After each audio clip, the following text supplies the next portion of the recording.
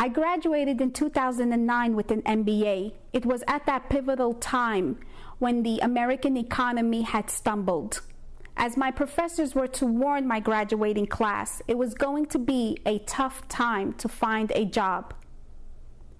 In fact, it took me nearly a year to find one, but I was among the fortunate ones.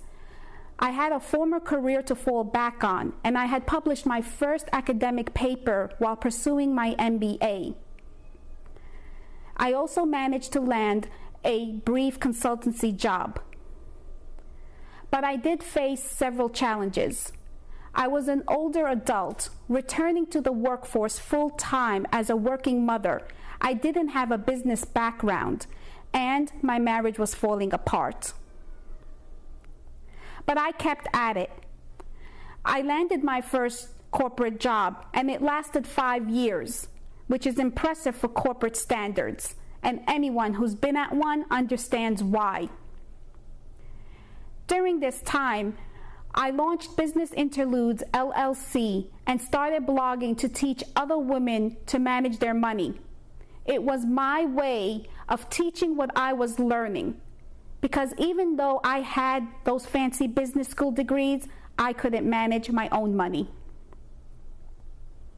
I published my first book, Financial Literacy for Women, to expose them to their dire circumstances with investing and savings. During this time, I met women from all over who were going through divorce. These were women who at one time held positions in management and engineering, but had left the workforce to care for their children. Now they were facing divorce, and they were just as scared as I was. By connecting with these women, I discovered that although we came from different backgrounds, we had so much in common. We had relied on our spouses' incomes, but now we were starting over financially, even though we didn't know where or how to start. We had left the workforce long ago, but now we were starting new careers, but we weren't getting paid enough to afford a household.